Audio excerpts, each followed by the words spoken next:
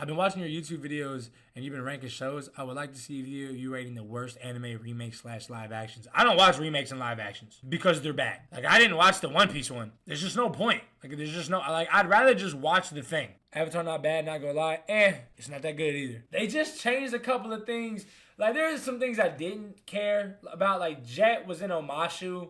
Like, I don't care that he's in Omashu. That doesn't bother me. But, like, the Cave of Two Lovers, that didn't make no sense. Like, they should have just left the Cave of Two Lovers, like, out of the story. Because it was Aang and Katara that lit the way. And it was like Katara and Sokka? What? That don't even make sense. Oh, they're siblings. When does anybody refer to their sibling as their lover? Brother, No one does that. So it's like that was just weird. The way Katara knows how to bend off rip is crazy. The way that Aang doesn't water bend is crazy. The way Azula got her lightning felt weird. Azula's flame isn't blue. And also, bro, like, I'm not gonna hate on a young actor or actress, but she just don't give me Azula vibes. Like, I don't like how they portrayed her character. Like, Azula, from when you see her to the fight with Zuko, was like a blade. Sharp, strong, dangerous. The whole, like Azula was no one to be fucked with. Bro, episode 2, Azula's like tweaking.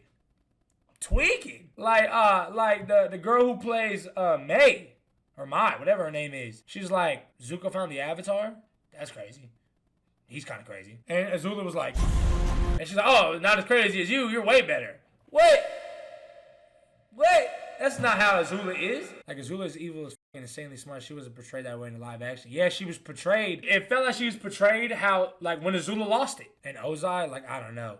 Yeah, they show Ozai a little too much, so he's not this kind of crazy, evil, mysterious, big bad. She was portrayed to be tyrannical, bro. Like, in the live action, I don't want to watch any more live action remakes since DB Evolution. Yeah, DB Evolution sucked. It sucked. That, like, my only problem is like, how do you have... So, like, the live action has more time than the regular show did. And they're not, like... It feels rushed and cut out, and things are cut out. Like, it doesn't make any sense. Like, each episode is an hour long. And there's, like, what, 8 to 10 episodes a season? So, like, the season of the live action Avatar had more running time than the first season of Avatar. So, if that's the case...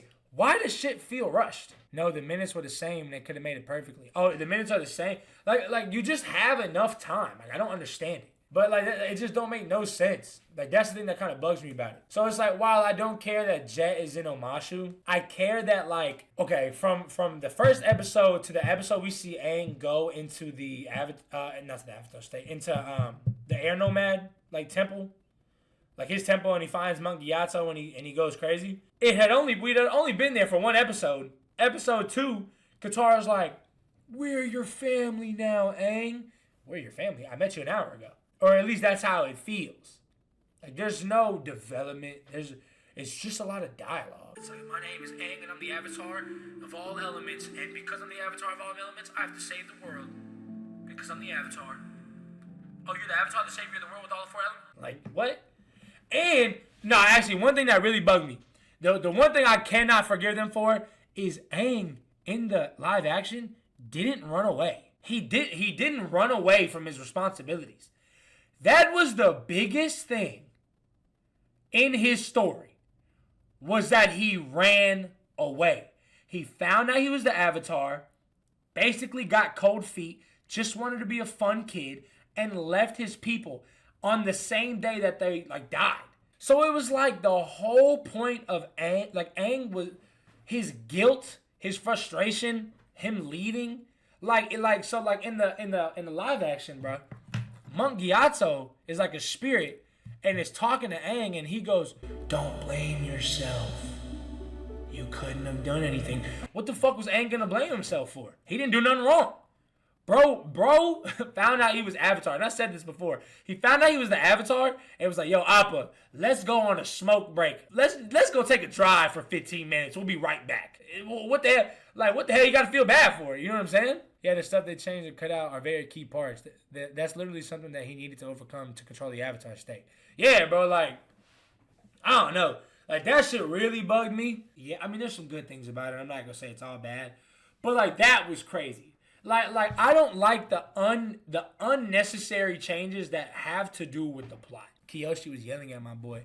Like, that's another thing. Like, Aang had to go to Roku's island. But he had to physically go there. Like, and he did do that in the story, but Roku, like, told him.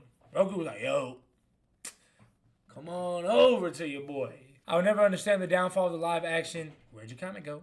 The live action movie / shows, like, how do people fail so bad at bringing an animation to life, plagiarize, and edit? Jeez, that's what I'm saying. People go, oh, well, then what's the point of the adaptation if it's not going to be some changes? Okay, what the fuck is the point of the adaptation then? What is the point? What is the point of an adaptation? Like, when I see Avatar, yes, it would be cool to see it in human form. But, like, the difference is that everything is human now. The difference is that it's real.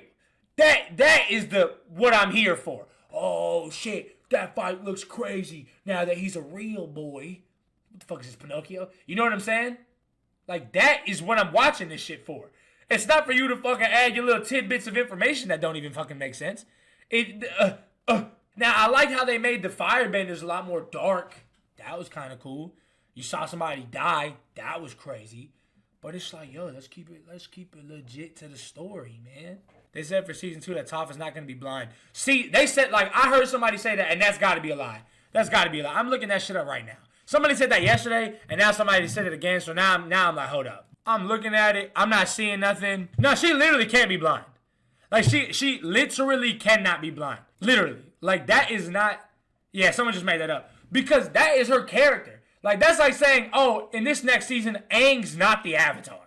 Like, bro, the first episode she's in, it's called The Blind Bandit. No shot she's not blind. Yeah, bro, like, that can't be true. Imagine Toph not being blind. That's like Sokka having bending. Yeah. Nah, bro, like... Toph learned how to metal bend because she's blind. That's how she did it. And that is Toph's best feat in the show. And it's a feat that literally changed the Legend of Korra. So it's like, that's just something that, nah, bro, no way. The only thing that went hard was Sokka's adaptation. I feel like there was less jokes with Sokka, and he wasn't misogynistic. Which is what made his character development. It was that he was like a fucking teenage boy who was like, fuck women. Women can't do things that I can do. That was the whole point of the Kyoshi episode. It's because he dressed up like a Kyoshi warrior, got beat up by Kyoshi warriors. It was like, okay. Alright, I'm wrong and you're right. Also, Sokka's delivery on the jokes wasn't as good either. They needed me there. I would wrote some great jokes. Thoughts on Azula? I just answered that. I don't really like Azula. I think that, and like, what I do, bro, is I make sure to keep my feelings and thoughts about people's acting in check when they're kids. Like, obviously, the kid who plays Aang is not the best actor in the world, but he's a fucking kid. So it's like, I'm not gonna fucking, you suck, right? And so I lean back on like how I feel about it. The chick who plays Azula, again, she seems young. So I'm not going to just get on her ass like that. But the way the writers portray Azula, it don't give me Azula vibes. You know what I'm saying? Like, that's the, like Azula fucking flipping her switch would like, it literally, it was the reason Zuko was like, I'm winning these. I'm winning these ones. Like, Katara was like, Zuko, even you said that you can't beat Azula. And he goes, yeah, but she's different. She's off her game right now. I got this. Azula's already off the game. Azula's not even playing the game. Azula's not in the game. Azula is not watching the game right now. And that's what's getting me on my nerves. There's a reason the original creators abandoned the live action while they were still in production. I just don't understand.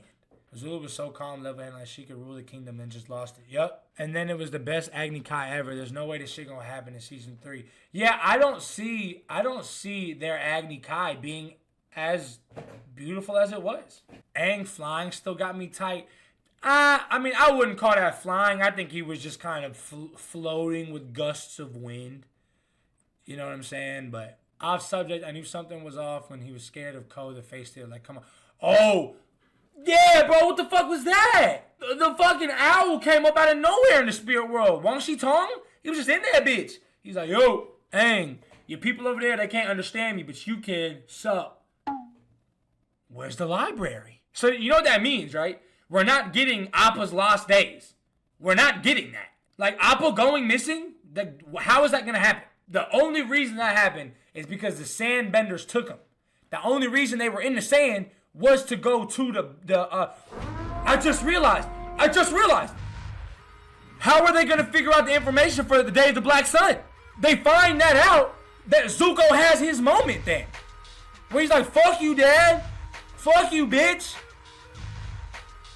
Oh, the show's cooked. Oh, it's cooked. It's cooked. Oh, shit. You know what bothers me about one thing is Hakoda, Sokka's dad, but was mean. He was mean to him. Sokka had his ice dodging trials, and Hakoda was like, Bato, my son's a bitch. My son's a loser guy. He literally said, some people aren't meant to have the responsibilities of people's lives in their hands. That is what he said about Sokka. What? Bro, that defeats the whole point of Sokka's character. Was that Hakoda was like, Sokka, you got this. I know you're young, and I know the men have to leave. You're going to have to grow up, and I know you're going to do it because you're my son, and I believe in you. And then he doesn't do that? His dad didn't want that to... See, it's shit like that pisses me off. It's shit like that. They just didn't need to have that scene there. And the only reason they had that scene there was because Sokka met Ko the Face Stealer. Why? Why did he do that? Why were Sokka and Katara even there in the first place?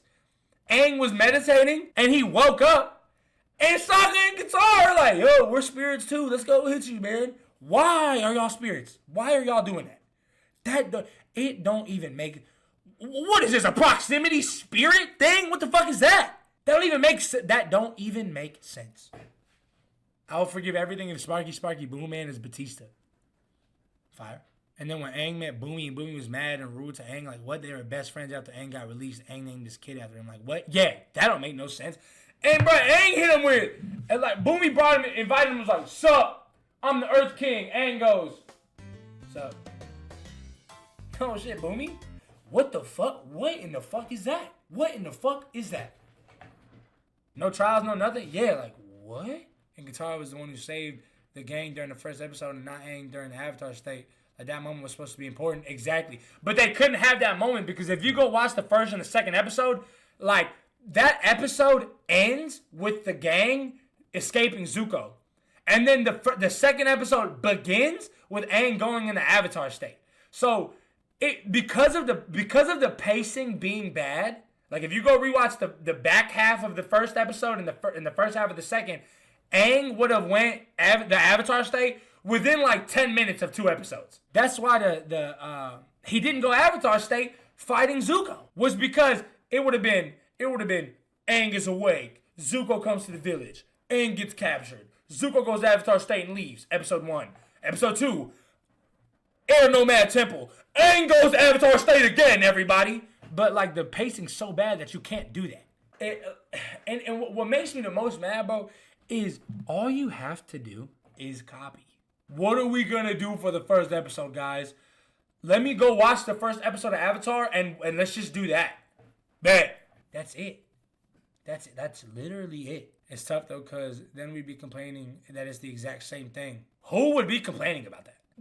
That begs the question. What are these animated adaptations to like people shows? Like, what's the point of them? Because if it's not to stick to the material, then what are we watching them for? Because we're not watching the show for it to be completely different.